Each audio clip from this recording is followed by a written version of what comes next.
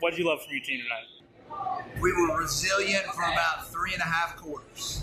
I thought we ran good offense. I thought we defended well. Really, the only thing we didn't do well was just offensive rebound. They had 22 offensive rebounds, and late in the game, they were even more.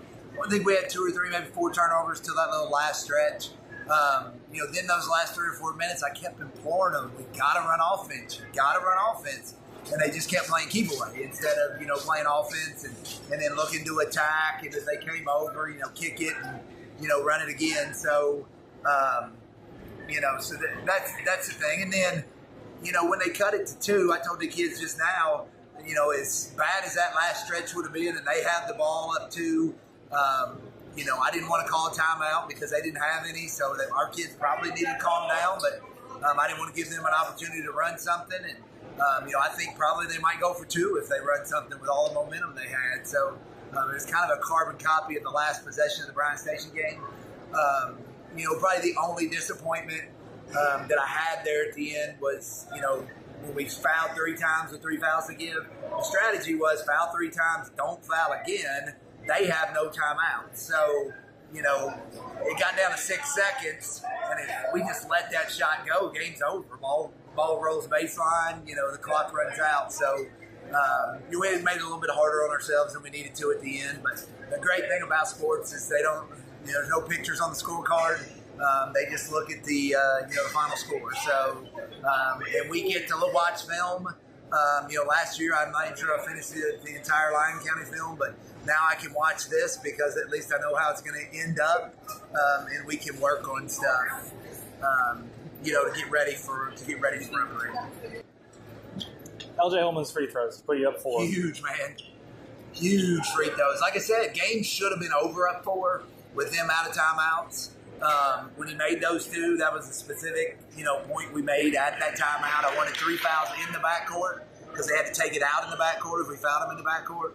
And want to make sure the ball kept going away from the basket. So, they executed that part of the strategy absolutely perfectly. But LJ was big on mine.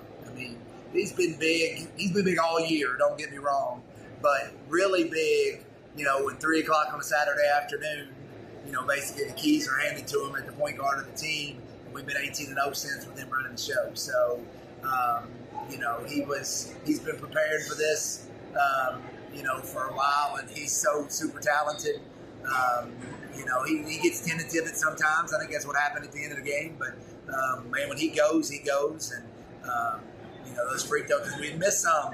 Malachi missed 2 right before then.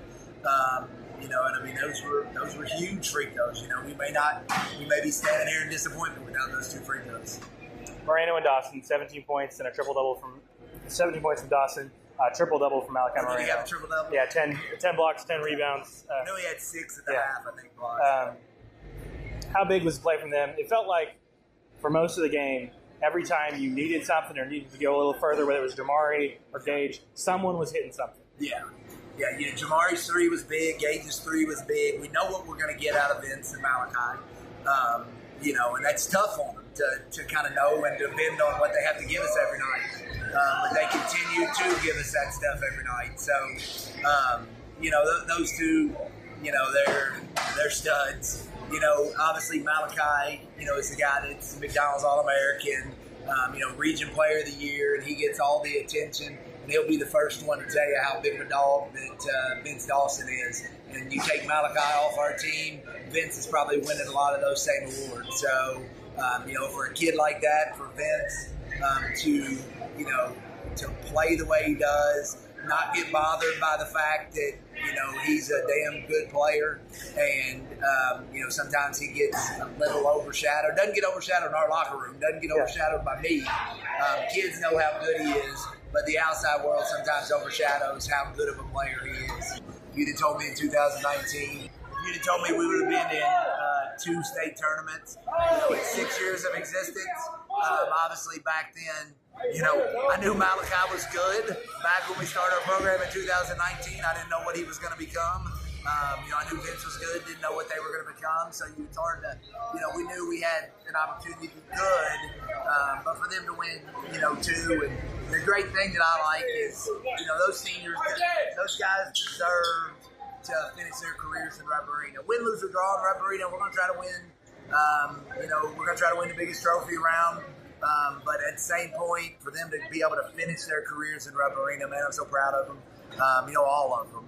We talked about Vince and Malachi, but Gage is another one that gets overshadowed.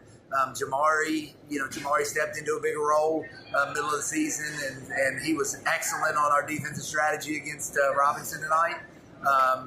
And then the other seniors, Ryan and Javante, they don't get to play as much, but they make the other kids better in practice. So, everybody's got a role.